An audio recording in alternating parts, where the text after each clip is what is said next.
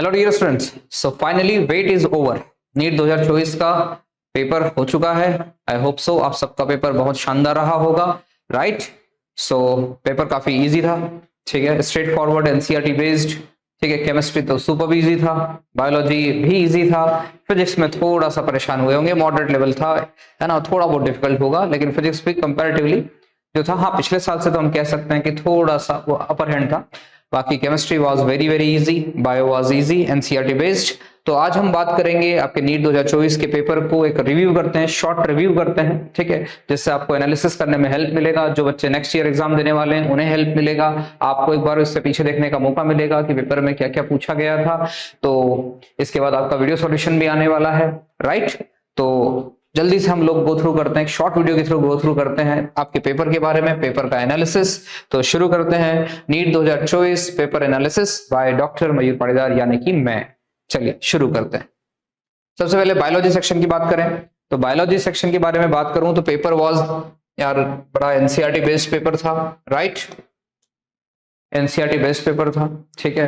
कुछ matched columns थे जिसके कारण आपके क्वेश्चन सॉल्व करने में आसानी हो जाती है, कुछ स्टेटमेंट बेस्ड क्वेश्चन थे, है ना, कुछ डायग्राम्स भी थे, ठीक है। तो अगर हम ओवरऑल बात करें, पहले टॉपिक वाइज डिस्ट्रीब्यूशन की बात कर लेते हैं कि 11th की एनसीईआरटी से कितना पार्ट पूछा गया था, 12th की एनसीईआरटी से कितना पार्ट पूछा गया था।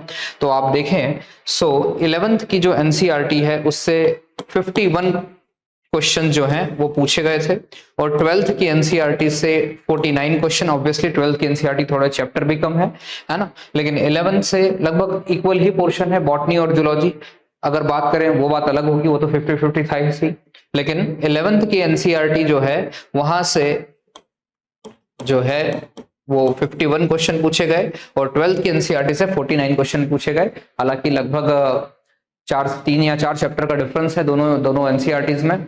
तो बेसिकली 12 से ज्यादा पूछे गए। अगर हम चैप्टर वाइज की बात करें कि कम चैप्टर की वजह से क्वेश्चन तो ऑलमोस्ट इक्वल ही रहे, राइट। सो 12th की एनसीईआरटी से 49 क्वेश्चन बने और 11th की एनसीईआरटी से 51 क्वेश्चन पूछे गए, ठीक है। टॉपिक वाइज डिस्ट्रीब्यूशन की बात कर लेते हैं तो किस टॉपिक से कितने क्वेश्चन पूछे गए। तो लिविंग वर्ल्ड से एक भी क्वेश्चन बिल्कुल नहीं आया। बायोलॉजिकल क्लासिफिकेशन से 2 क्वेश्चन देखने को मिले। प्लांट किंगडम से भी ज्यादा क्वेश्चन नहीं आए, 1 क्वेश्चन। एनिमल किंगडम से 4 से क्वेश्चन में देखने को मिले। मॉर्फोलॉजी का वेटेज अच्छा रहा, 4 क्वेश्चन, हालांकि फैमिलीज नहीं पूछी गई। प्लांट एनाटॉमी से 4 क्वेश्चन। स्ट्रक्चरल ऑर्गेनाइजेशन की बात करूं तो यहां पर एनिमल टिश्यू जो नई एनसीईआरटी से हटा दिया गया है, इस एनिमल टिश्यू से भी 2 क्वेश्चन पूछे गए हैं, और कॉकरोच से 2 क्वेश्चन पूछे गए हैं। कॉकरोच से भी 2 क्वेश्चन पूछे गए हैं, राइट। साइटोलॉजी से 4 क्वेश्चन, सेल डिवीजन से 4। बायोमोलिक्यूल ने यहाँ पर एक इंपॉर्टेंट रोल प्ले किया है। बायोमोलिक्यूल ने इस बार 6 क्वेश्चन पूछे हैं। फोटोसिंथेसिस से 3 क्वेश्चन है। सेल्यूलर रेस्पिरेशन से 2 क्वेश्चन। रेस्पिरेटरी सिस्टम, सारे सिस्टम से ऑलमोस्ट 2 क्वेश्चन पूछे गए हैं, है ना। मूवमेंट एंड लोकोमोशन से तो एक ही है। एंडोक्राइन से 2 हैं। Sexual reproduction flowering plant 3। Reproductive system reproductive health से 4 और 3। जेनेटिक्स से काफी वेटेज दिया गया है। जेनेटिक्स, दोनों जेनेटिक्स से 6 क्वेश्चन पूछे गए हैं, और बायोटेक 1-2 का भी अच्छा वेटेज रहा है, राइट। ओवरऑल दोनों बायोटेक 1-2 को मिलाकर 7 क्वेश्चन पूछे गए हैं, और जेनेटिक्स दोनों से 6 क्वेश्चन पूछे गए हैं। हालांकि जेनेटिक्स के क्वेश्चन आसान ही थे, राइट। इवोल्यूशन से 4 क्वेश्चन पूछे गए हैं, right. Human health and disease से 5 क्वेश्चन पूछे गए हैं। PGR, plant growth and regulator, ये 11th का टॉपिक है, यहां से भी 2 क्वेश्चन आए हैं। इकोलॉजी से 8 क्वेश्चन पूछे गए हैं।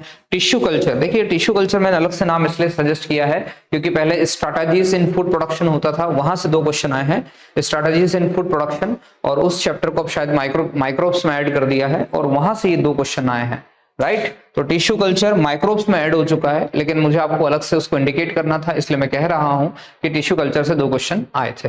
सो आप देख सकते हैं सबसे ज्यादा वेटेज किसका रहा, बायोमोलिक्यूल, जेनेटिक्स 1, जेनेटिक्स 2, राइट। उसके बाद बायोटेक 1-2 और कंबाइन मान लें। इकोलॉजी में 3 चैप्टर इंक्लूडेड है, इसलिए वहां से 8 क्वेश्चन, जो कि एक्सपेक्टेड था। देखिए आउट ऑफ सिलेबस तो कुछ भी नहीं आया, है ना। जो चैप्टर एनसीईआरटी से हटा दिए गए थे उनसे क्वेश्चन सिर्फ ये टिश्यू कल्चर, ये तो ऐड कर दिया माइक्रोब्स में उन्होंने। बस एनिमल टिश्यू के 2 क्वेश्चन आए हैं, ठीक है। आप इसे मूवमेंट एंड लोकोमोशन में भी कंसिडर कर सकते थे, इसमें से 1 क्वेश्चन को, है ना। बाकी तो एक एक्सपेक्टेड कॉकरोच भी आया है, राइट। प्लांट मॉर्फोलॉजी से जो नई फैमिली से ऐड की थी वो बिल्कुल भी नहीं आई है।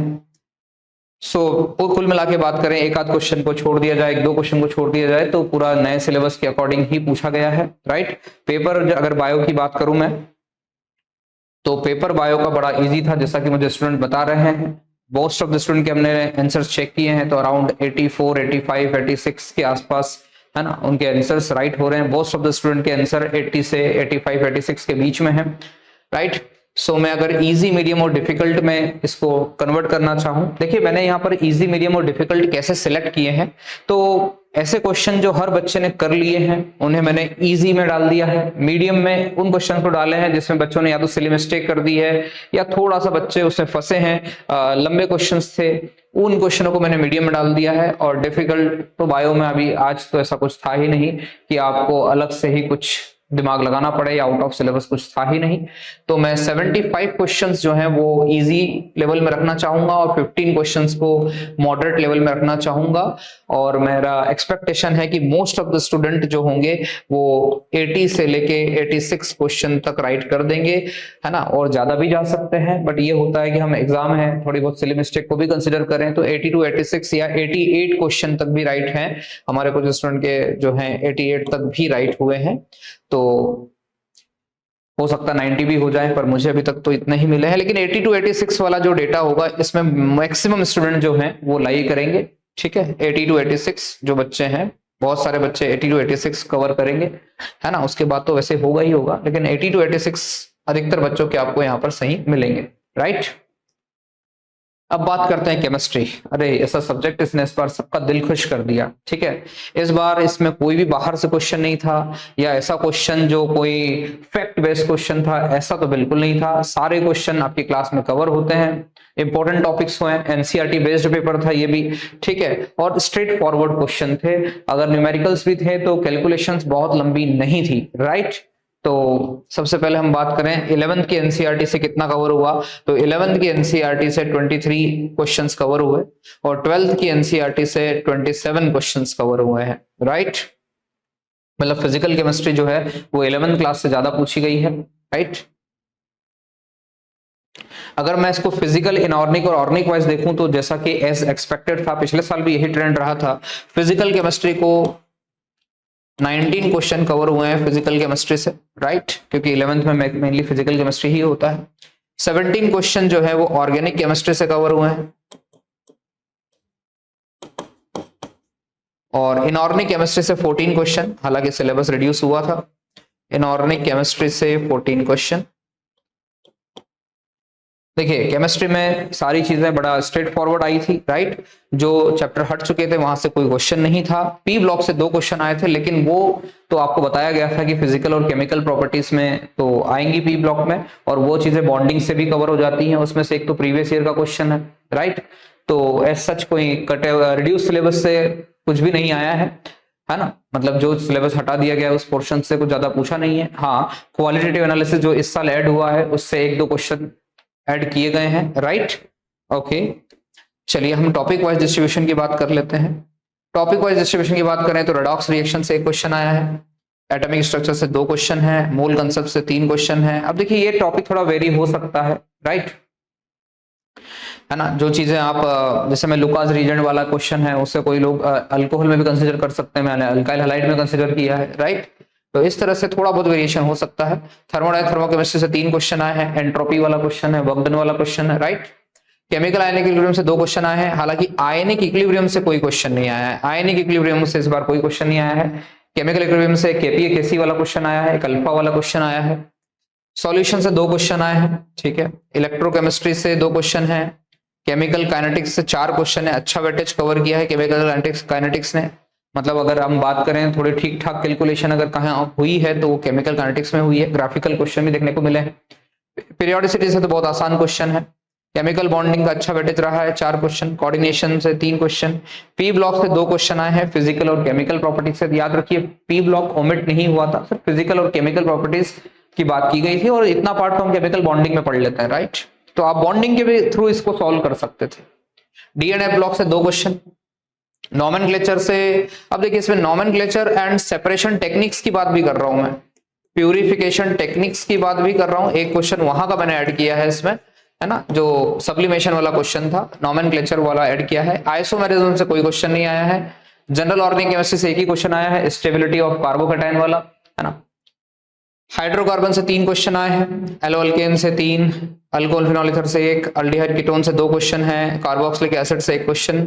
कन्वर्जन्स काफी आए थे, अगर हम बात करें, है ना, SN1 के बारे में क्वेश्चंस आए थे, बड़े स्ट्रेट फॉरवर्ड, बड़े इजी क्वेश्चन थे। ऑर्गेनिक केमिस्ट्री की बात की जाए तो, है ना, अमीन से 2 क्वेश्चन थे, बायोमोलिक्यूल से एक क्वेश्चन आया था, ग्लूकोज कौन सा टेस्ट देता है, और ये क्वालिटेटिव एनालिसिस, है ना, ये भी बहुत इजी आया था। अगर हम स्कूल की बात करें तो कैटायन के रेडिकल्स जो होते हैं वो कौन से ग्रुप में होते हैं उसके बारे में पूछा गया था, और एक मोहर सॉल्ट वाला क्वेश्चन था, उसको मैंने यहाँ पर रखा हुआ है। तो 2 क्वेश्चन हम यहाँ पर उसके मानते हैं, ठीक है। तो क्वालिटेटिव एनालिसिस जो इस साल ऐड किया गया था, प्रैक्टिकल ऑर्गेनिक केमिस्ट्री, वहां से ये क्वेश्चन आया है। बाकी एस ब्लॉक से कोई क्वेश्चन नहीं आया है, और जो पार्ट ओमिट किए गए थे वहां से कोई क्वेश्चन नहीं आया है। केमिस्ट्री बच्चों ने बहुत अच्छा स्कोर किया है, हमारे कई स्टूडेंट जो हैं वो 140 प्लस, बहुत सारे बच्चों के 140 प्लस स्कोर हो रहा है, यानी 35 से ऊपर काफी बच्चे हैं, है ना। कुछ स्टूडेंट तो आउट ऑफ की तरफ भी बढ़ रहे हैं, 42, 43, 44, है ना, यहां तक भी पहुंच चुके हैं। सो केमिस्ट्री सभी बच्चों का आसान देखने को मिल रहा है ना, हर बच्चे का केमिस्ट्री बहुत अच्छा गया है। अगर हम इसको इजी, मीडियम, डिफिकल्ट में कन्वर्ट करें, देखिए इजी को मैं ऐसा मानता हूं कि जो सब बच्चे ने कहीं ना कहीं क्वेश्चन देखा है और बच्चा आसानी से उसे कर सकता है। मीडियम में उसे कहूंगा जहां पर थोड़ा बहुत कैलकुलेशन हो रहा है, या हेनरी कांस्टेंट जैसा क्वेश्चन है जो एनसीईआरटी बेस्ड है, जिसके लिए बच्चों को थोड़ा एनसीईआरटी पढ़ना पड़ेगा। और डिफिकल्ट में कुछ कैलकुलेशन बेस्ड क्वेश्चन रख सकता हूं यहाँ पर, राइट। तो मैं कहता हूं कि यहाँ पर, या फिर क्वालिटेटिव एनालिसिस को मैंने डिफिकल्ट में रख दिया है, क्योंकि कुछ बच्चे उसको टच करके नहीं गए थे। जो अनटच्ड टॉपिक है ना, उन्हें मैंने डिफिकल्ट में डाल दिया है, क्योंकि अब टीचर के लिए तो सभी चीजें आसान होती है। तो मैं आपके पर्सपेक्टिव से देखूं कि बच्चों ने कौन से क्वेश्चन नहीं अटेम्प्ट किए होंगे, है ना, तो उन्हीं को मैंने डिफिकल्ट में डाल दिया है। जो बच्चों ने मोस्ट प्रोबेबली किए होंगे और सही किए होंगे वो मैंने इजी में डाल दिया है। तो 35 क्वेश्चन जो है वो बड़ा इजी है, 12 क्वेश्चन मीडियम लेवल के हैं, और डिफिकल्ट लेवल 3 है डिफिकल्ट क्वेश्चन। तो अगर ये डिफिकल्ट क्वेश्चन अगर छोड़ भी देंगे बच्चे, तो 35 से, मतलब इसमें आप ये मान के चलिए कि आपको 35 से 40 क्वेश्चन के बीच में कई बच्चे मिलेंगे। इवन 40 के बाद भी आपको अच्छा खासा नंबर देखने को मिलेगा, पर कई बच्चे यहाँ पर 35 से 40, तो आपको एवरेज डेटा में बताना चाहता हूँ आपको, जो बच्चे अच्छे हैं पढ़ने में है ना, तो वो तो 40 प्लस डेफिनेटली जाएंगे, 42, 43, 44 पे जाएंगे। और ये कुछ बच्चे जो है, मैक्स मेजोरिटी ऑफ जो स्टूडेंट हैं वो 35 से 40 के बीच में रहने की पॉसिबिलिटी होगी, राइट। चलिए बात करते हैं फिजिक्स की। फिजिक्स का पेपर की बात करें तो अब ये मिक्स्ड पेपर है ना, इसको हम लोग डायरेक्टली ये भी नहीं कह सकते कि बहुत आसान है, या इतना आसान, तो ठीक है, हम लोग बात करते हैं उसमें डिफिकल्ट लेवल क्या रहा है, ठीक है। तो सबसे पहले तो ये बात करते हैं कि 11th का पोर्शन क्या रहा है। अच्छा, सबसे अच्छी बात ये रही है कि 12th के फिजिक्स से ज्यादा क्वेश्चन आए हैं, है ना, इसीलिए बच्चों को पेपर आसान भी लग रहा है। 11th से सिर्फ 20 क्वेश्चन ही कवर हुए हैं, राइट। तो 12th वाले फिजिक्स पार्ट से 30 क्वेश्चन है, 11th से 20 क्वेश्चन है ना। अब यहां पर हम देख लेते हैं डिस्ट्रीब्यूशन वाइज। तो यूनिट्स एंड डायमेंशन और एरर, जिसमें वर्नियर कैलिपर्स का एक क्वेश्चन डाल दिया गया है, वो इंस्ट्रूमेंट में यहाँ पे मान लेता हूँ, वर्नियर कैलिपर्स का एक क्वेश्चन यहाँ डाल दिया गया है। तो यूनिट्स एंड डायमेंशन से 2 क्वेश्चन है, राइट, और एरर वर्नियर कैलिपर से 1 क्वेश्चन है। मोशन इन 1 डायमेंशन से 1 क्वेश्चन है, प्लेन से कोई क्वेश्चन आया ही नहीं। लॉ ऑफ मोशन से 1 क्वेश्चन है, वर्क पावर एनर्जी और कोलिजन से 2 क्वेश्चन है। सर्कुलर रोटेशन का वेटेज अच्छा रहा है, 4 क्वेश्चन। ग्रेविटेशन से 2 क्वेश्चन है। सिंपल हार्मोनिक मोशन और वेव से 2 क्वेश्चन है। थर्मल फिजिक्स में 3 क्वेश्चन है। इलास्टिसिटी और सरफेस टेंशन की बात करें तो यहां से 2 क्वेश्चन मिलेंगे आपको। फ्लूइड से कोई क्वेश्चन कवर नहीं हुआ है। इलेक्ट्रोस्टैटिक और कैपेसिटर का वेटेज बहुत रहा है। करंट इलेक्ट्रिसिटी का वेटेज रहा है। एमईसी और मैग्नेटिज्म से 5 क्वेश्चन आए हैं। ईएमआई एसी के 3 क्वेश्चन। इलेक्ट्रोमैग्नेटिक वेव में एक डिस्प्लेसमेंट करंट का एक क्वेश्चन आया है, राइट। रे ऑप्टिक्स और वेव ऑप्टिक्स का भी अच्छा कंट्रीब्यूशन रहा है, 2-2 क्वेश्चन आए हैं। फोटो इलेक्ट्रिक इफेक्ट से 2 क्वेश्चन है। न्यूक्लियर फिजिक्स एटॉमिक स्ट्रक्चर से 2 क्वेश्चन है। सेमीकंडक्टर से 3 क्वेश्चन है, 2 लॉजिक गेट के क्वेश्चन आए हैं और एक जो है वो डायोड वाला क्वेश्चन है। और यहाँ पर एक बात ये देखने को मिली है, रेडियो एक्टिविटी वाला पार्ट हटा दिया गया था, लेकिन यहाँ से एक क्वेश्चन पूछा गया है, राइट। तो 12th वाला पोर्शन ज्यादा पूछा गया है। 12th वाले में भी इलेक्ट्रोडायनामिक्स वाला पार्ट है, उससे ज्यादा क्वेश्चन आए हैं मॉडर्न फिजिक्स की बजाय। मॉडर्न फिजिक्स से ओवर 2, 4 और 3 7 क्वेश्चन और 8 क्वेश्चन आए हैं, जबकि यहाँ से 4, 8, 13 और 16 क्वेश्चन जो हैं ये लगभग आपके हुए हैं कवर इलेक्ट्रोडायनामिक्स वाले पार्ट से। हालांकि एमईसी मैग्नेटिज्म वाला पार्ट कई बच्चों को इतना सुटेबल लगता नहीं है ना, उतना हैंडी है नहीं, ठीक है। सो मुझे ऐसा लगता है, इसलिए थोड़ा सा फिजिक्स जो है मैं बहुत आसान तो नहीं कहूंगा यहाँ पर, है ना। तो मतलब हम लोग ये कह सकते हैं फिजिक्स का पेपर इजी और मॉडरेट के बीच का पेपर है, मॉडरेट लेवल कहना ठीक रहेगा, है ना। Just from student point of view की बात करूं मैं, तो स्टूडेंट पॉइंट ऑफ व्यू की बात करें तो वहां से इसको मॉडरेट लेवल कहना ठीक रहेगा फिजिक्स के पेपर को। चलिए डिफिकल्टी लेवल की बात करें तो फिजिक्स के पेपर में 25 क्वेश्चन इजी क्वेश्चन थे, जो मेरा मानना है कि 25 क्वेश्चन ये हर बच्चे ने मेजोरिटी ऑफ द स्टूडेंट ने सही करे ही होंगे। ये 25 क्वेश्चंस वो हैं, तो 100 मार्क्स तो लगभग सभी बच्चे ले आए होंगे इसमें। मोस्ट ऑफ द स्टूडेंट्स जिन्होंने करे होंगे वो 25 क्वेश्चन तो अधिकतर बच्चों ने सही कर ही लिए होंगे। मीडियम लेवल में मैं 15 क्वेश्चंस को रखता हूं, जहां पर अच्छा यहाँ पर थोड़े से स्टेटमेंट वाले क्वेश्चन थे, वो बच्चों को थोड़ा सा डिफिकल्ट लगा होगा, है ना। थ्योरेटिकल की एक्सपेक्टेशन थोड़ा फिजिक्स में कम रहती है, लेकिन आए हैं यहाँ पर स्टेटमेंट वाले क्वेश्चन, तो वहां बच्चों को थोड़ा, उन्हीं को मैंने मीडियम में रखा है। और कुछ जो और टॉपिक्स हैं जो बच्चे टच नहीं करते हैं, इलास्टिसिटी हो गया, है ना, और उसके अलावा एक्सपांशन वाले क्वेश्चन हो गए, वर्नियर कैलिपर्स वाले क्वेश्चन हो गए, उन्हें मैंने डिफिकल्ट लेवल में माना है, जो बच्चे कम अटेम्प्ट करते हैं, ठीक है। तो ये इजी, मीडियम और डिफिकल्ट क्वेश्चन के बेसिस पे नहीं है, ये मेरा इस तरह से बेसिस पे है कि कितने बच्चे उस चीज को कर पाए होंगे, कितने बच्चों ने वो क्वेश्चन सही किया होगा, उस हिसाब से मैंने इसको डिस्ट्रीब्यूट किया है। इजी क्वेश्चन मतलब मेजोरिटी ऑफ द स्टूडेंट ने सही किया होगा, मीडियम क्वेश्चन मतलब कुछ कम बच्चों ने सही किया होगा, डिफिकल्ट क्वेश्चन यानी कि और कम बच्चों ने उसे सही किया होगा, राइट।